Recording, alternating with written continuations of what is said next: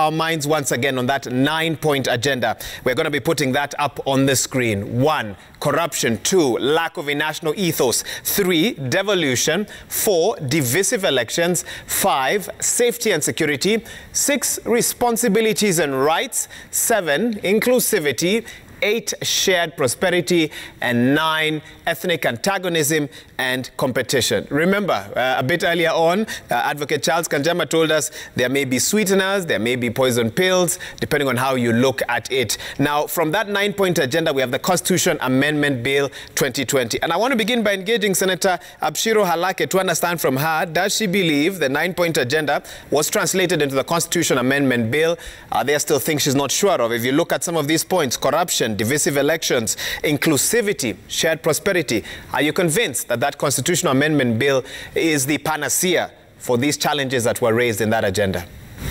Thank you very much, Waiga. And let me just say that as I speak, of course, I'm the chairperson for Center for Multi-Party Democracy, but because as the chairperson for the Center, we have political parties that are pro-BBI and those that are against BBI. As you've seen, my sister Martha is on the Linda Katiba side of things, and her party is really a big-time player in the Center for Multi-Party Democracy. So what we decided as the Oversight Board and the Steering Committee is to stay neutral and to provide a platform for all our political parties to then engage and to pursue whatever side they want to do. So again, in that respect, I will be neutral.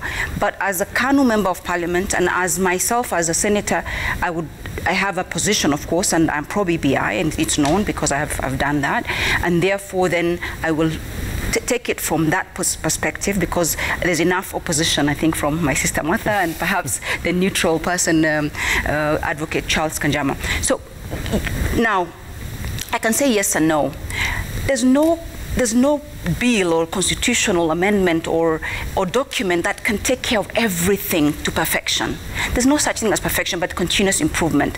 So in terms of making sure that the structure of our governance is fixed, and therefore then that can translate into then somebody that's willing to tackle corruption, somebody that then is willing to bring on board inclusivity, somebody that then is going to devolve funds to the counties, somebody who's going to put the right frameworks and national plan of action in place and execute that. Yes, I'm convinced that it's a step in the right direction, and that the status quo, or just staying and just thinking that things will resolve themselves, is not an option.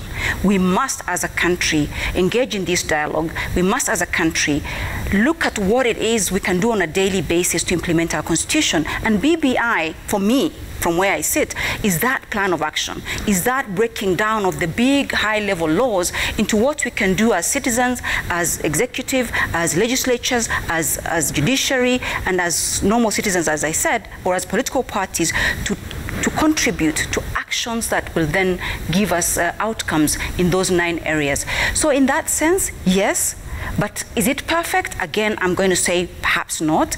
But what are the other options? Are we going to just sit back and just be part of that cycle of violence, be part of that runaway corruption, and have no dialogue, no action, nothing to do with it? So for me, that action that is being brought by the Constitution of Kenya Amendment Bill 2020 is really something that I applaud and I celebrate, and I'm going to participate in fully to make sure we move ourselves from where we were to the next level. Okay, and you've actually mentioned in the 9-point agenda corruption, devolution, inclusivity. You feel that they are at least to some point addressed in that Constitutional Amendment Bill 2020.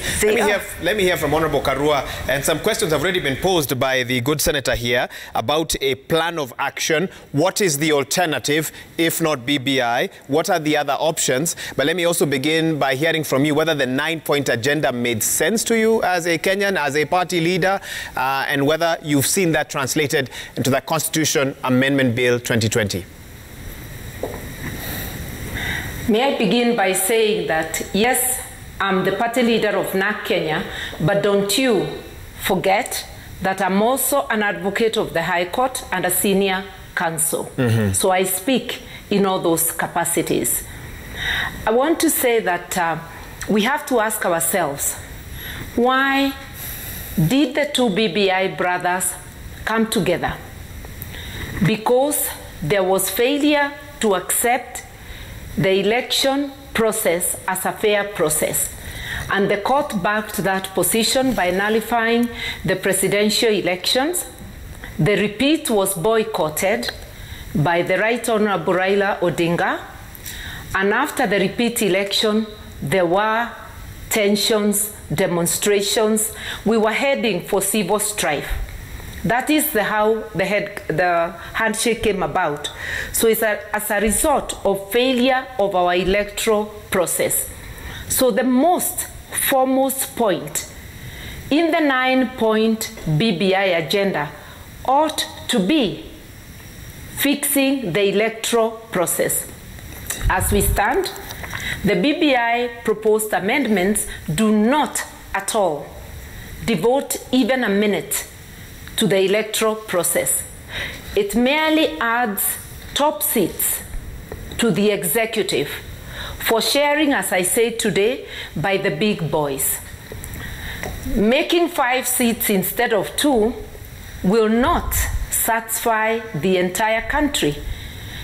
If you allocate seats to 5 big ethnic kingpins, where does that leave the rest?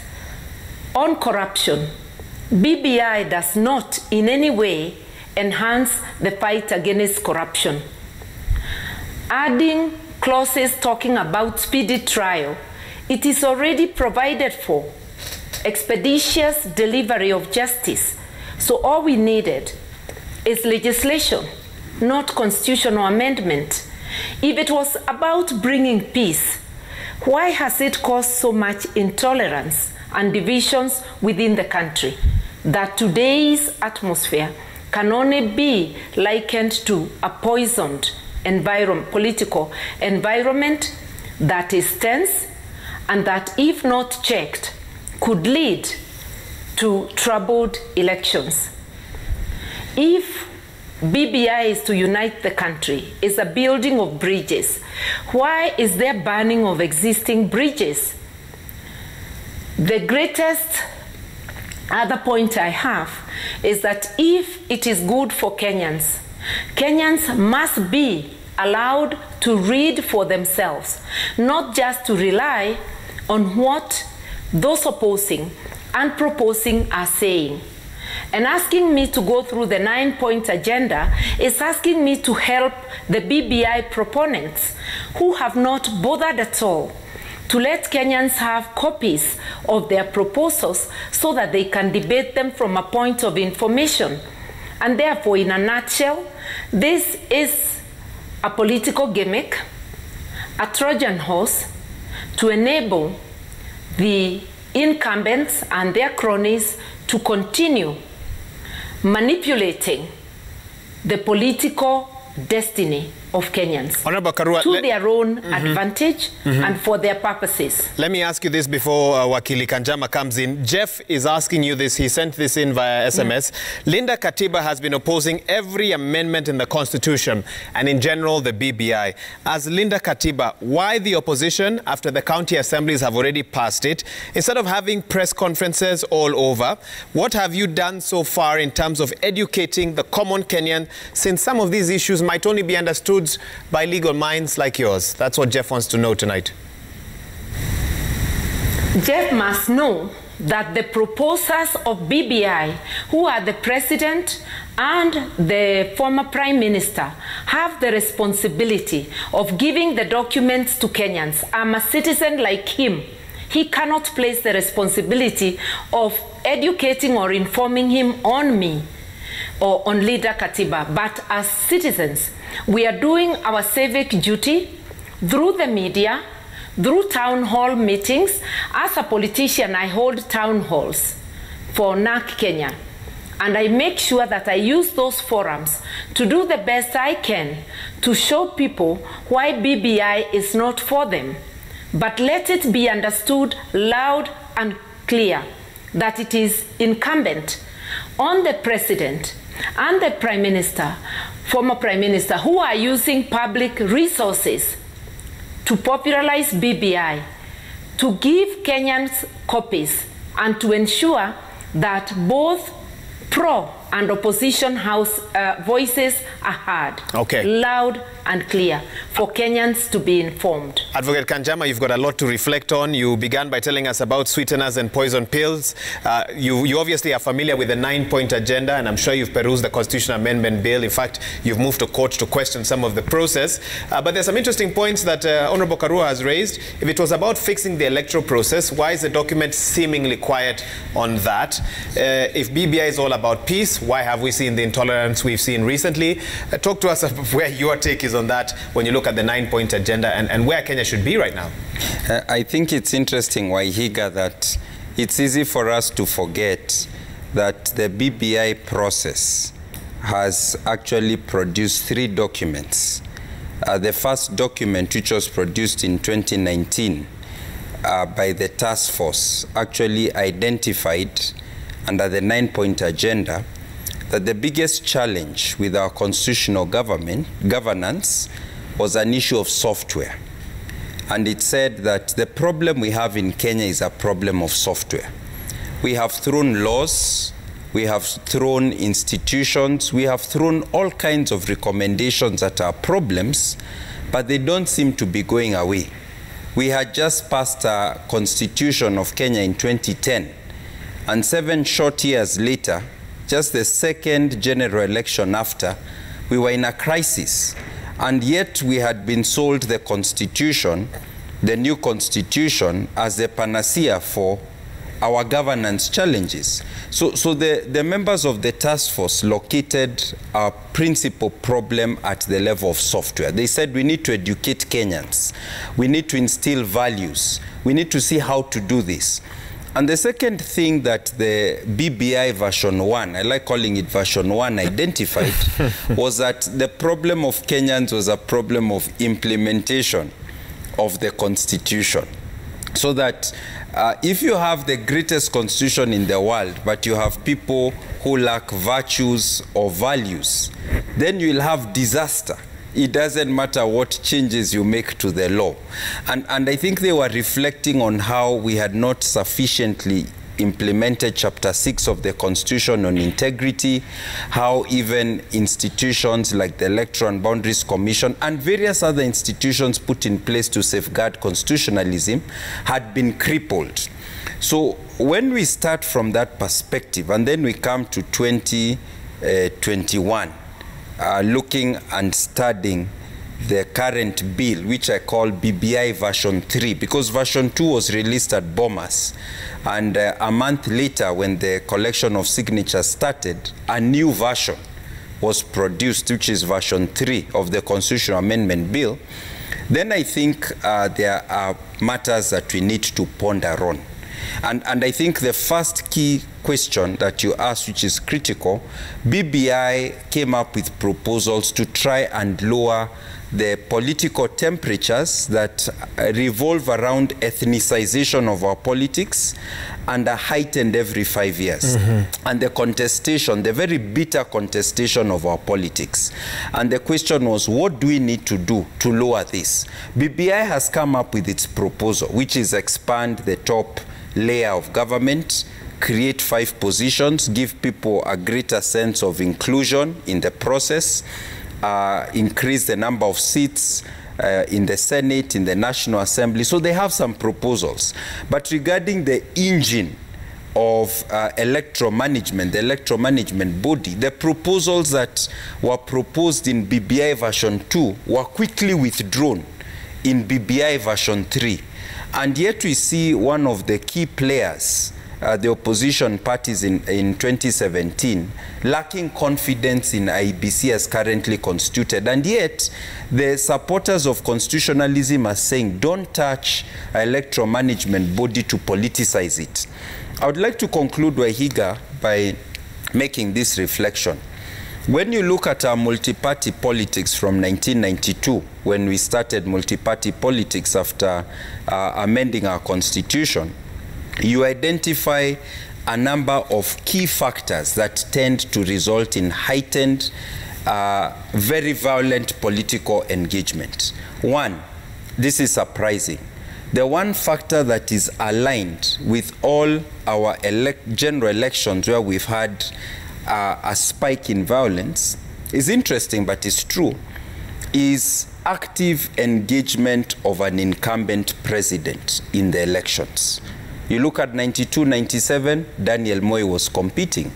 In 2002, when he was retiring, very little lack of peace.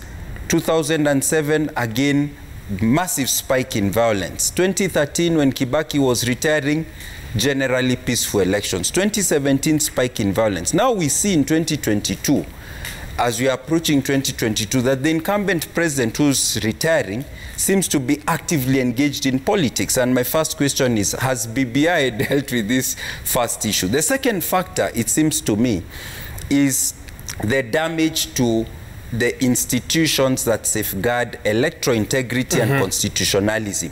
When you see the police getting politicized, for example, in by-elections, when you notice the electoral management body getting politicized, these are factors that result in lowered confidence in election outcomes.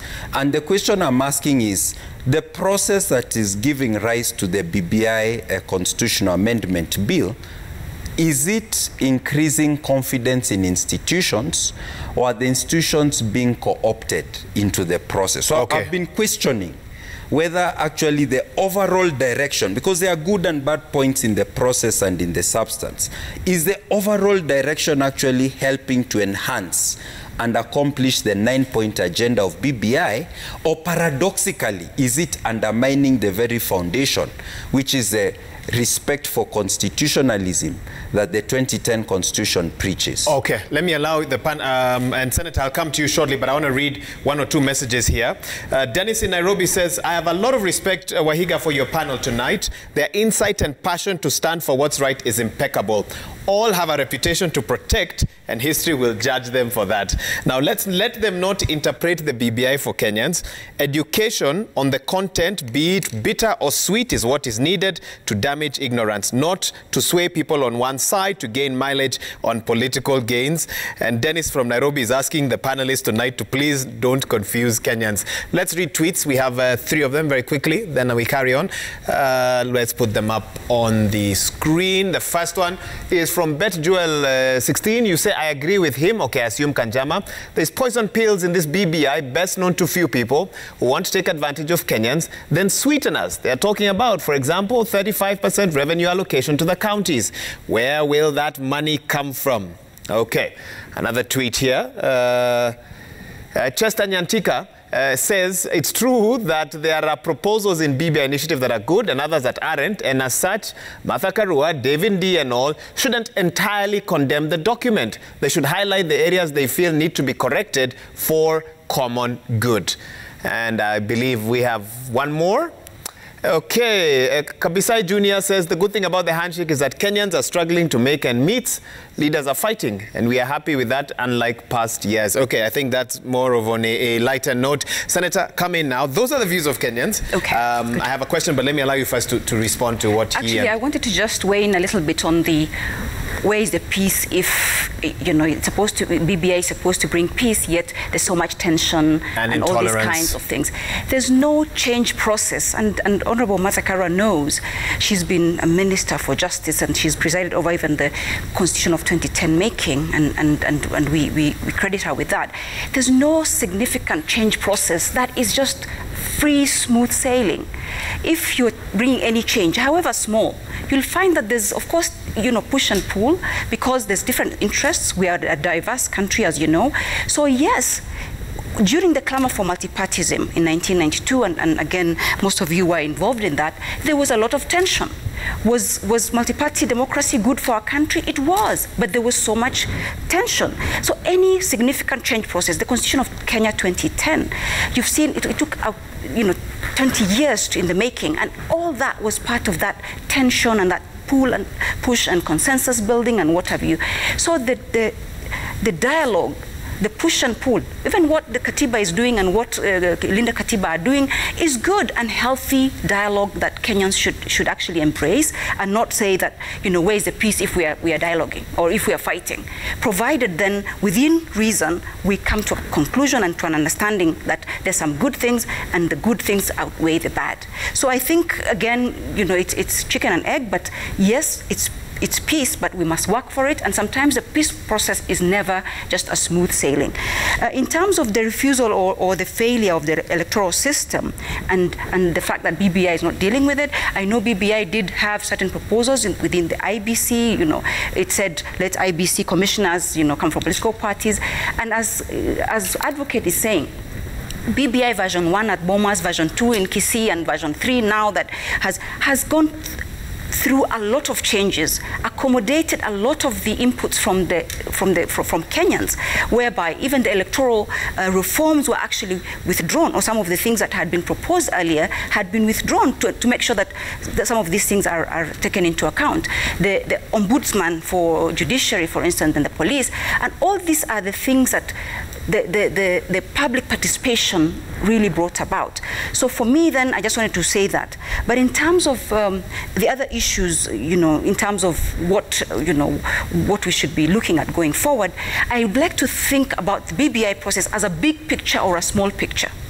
If we look at the big picture, where, first of all, before we think of the other things like the resources, where's the resource coming from, because we think about these other things, or ways, you know, where we're going to look at, you know, at the constituencies and what have you, we must have a country in which those formulas can apply. Do we then have a country? As it stood, at least after 2017, we did not. We had different, you know, factions of this country. Mm-hmm. Those that didn't feel like part of this country, those that were ready to revolt and to bring a revolution. So again, we must think big picture versus narrow frame. If the narrow frame is to say, where's the money coming from and things like that, then we might as well just zero in on that. But we must think the big picture is that if the handshake will then bring together the warring parties and preserve the integrity of our country to begin with, within which then we can fight over the resources, I'd go for that any day. But lastly, Waiga, you know, I know there's all this talk about the 5 big tribes, you know, sharing the national cake.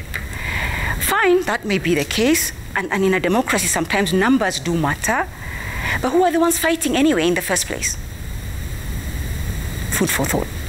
If the ones fighting can be neutralized through perhaps some of this, I'm not saying it's the right thing to do, but who was fighting? It wasn't the El Molo that were fighting, was it? But that having been said, I'm not propagating, or I'm not for 5 tribes. 5 tribe dominance for. No, I'm not saying the that. next couple of decades. That's not what I'm saying.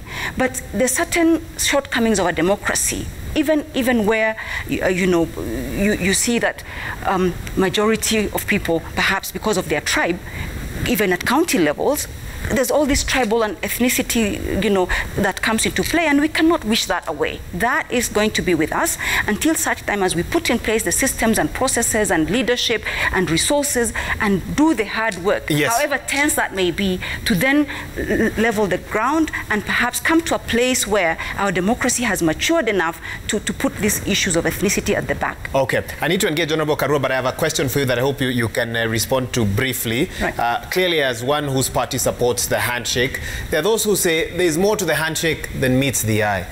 And then part of what has brought that to the surface is the back and forth, the jittery nature of the handshake this past weekend, when many were questioning, is this handshake still intact? What is the future of the handshake? How do you respond to those who are asking tonight, do we still have a stable handshake? Is it still intact? We do. Laura, if everything was just perfect sailing, as I said, a political process is about interests. Of course, everybody will jostle for their interests.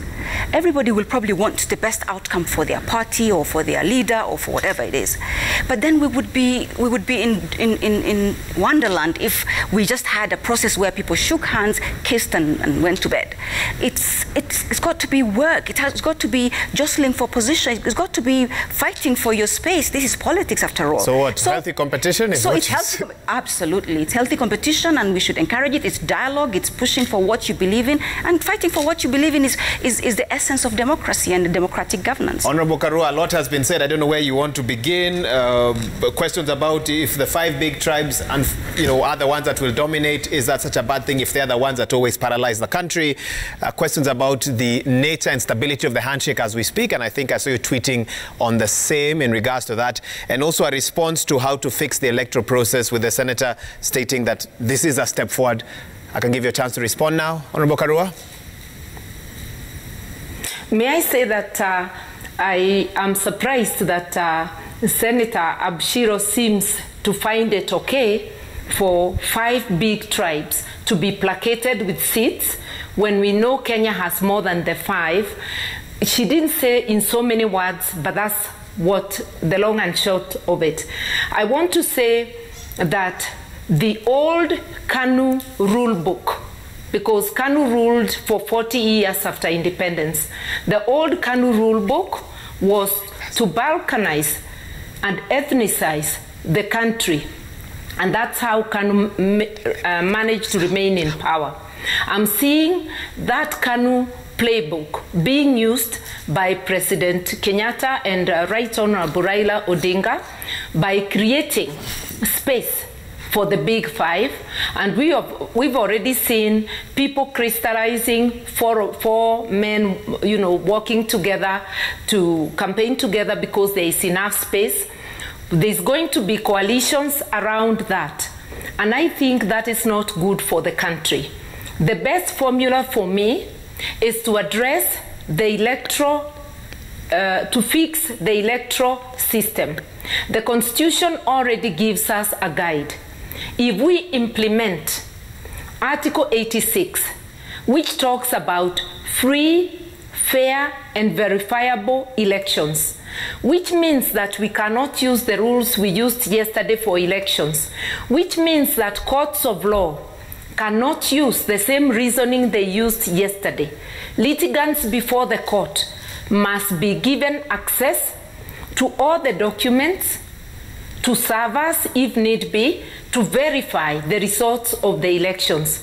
So the things we need to fix have nothing to do with the Constitution, with amending the Constitution. They have a lot to do with implementation.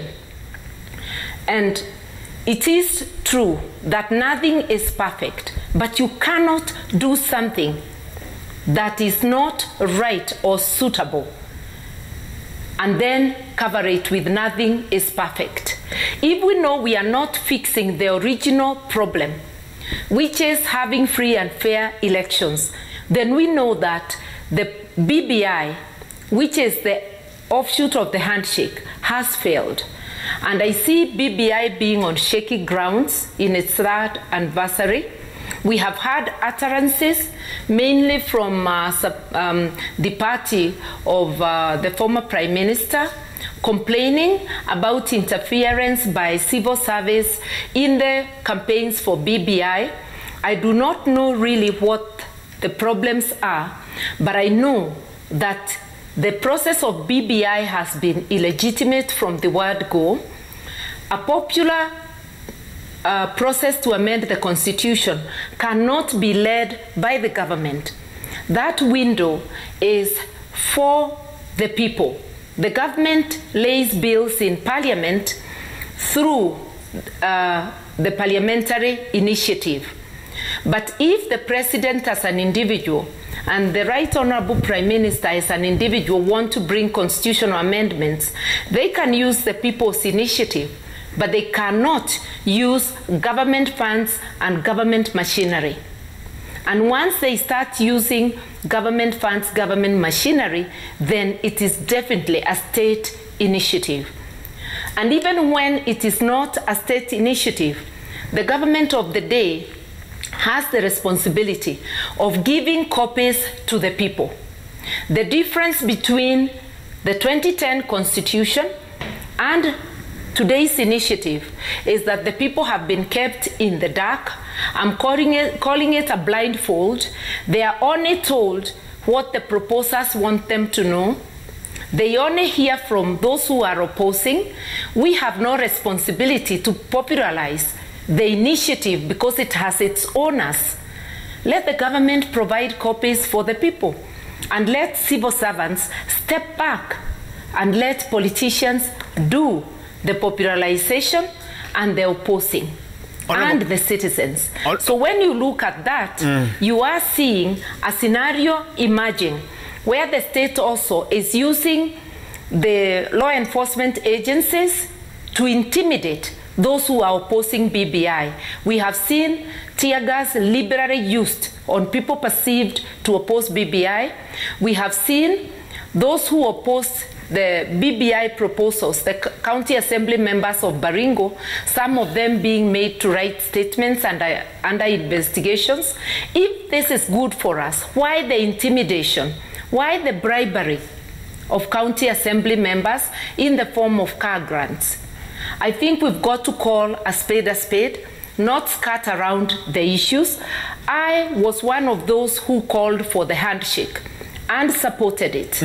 But supporting the handshake does not mean that we have surrendered our rights as Kenyans to the president and the former prime minister to amend the constitution as they wish without the proper participation of Kenyans. Okay. That's the problem I have. Even as you speak, Honorable Karua, if there are Kenyans watching this evening who say, you know what, they agree with you, what is Linda Katiba's next steps? What would you tell them? Because you say it's not up to Linda Katiba to educate Kenyans on the BBI, and fair point on that. But what next? What next after today's presser? Is it another presser, or is there more? For those who would ask. All that I'm saying, you cannot equate Linda Katiba to the government, expect it to produce the booklets to take to the people. That's the responsibility of the government. But we will use the information at our disposal, share it with as many Kenyans as we possibly can, and debate with fellow Kenyans so that people may be able to make decisions from an informed position. And that is why the law says clearly that when the official campaigns start, even you, the media, will be obliged to give equal airtime to those who say no as to those who say yes, so that there can be constructive debate which can inform Kenyans. So we will do our part, and we are already punching above our weight because we are not government, but I believe we have enlightened and continue to enlighten Kenyans. Honorable Karua, thank you for that. I know we need to get some reaction from my guests here in studio, but I'm told I need to take that break. Let's do that now. When we come back, I'll read your feedback. We're getting lots of it. #NewsNight, SMS line 22422, and then Advocate Kanjama, I'll give you a chance to weigh in, and of course, Senator Halake when we come back. You're watching Newsnight. Stay with us. The program continues shortly.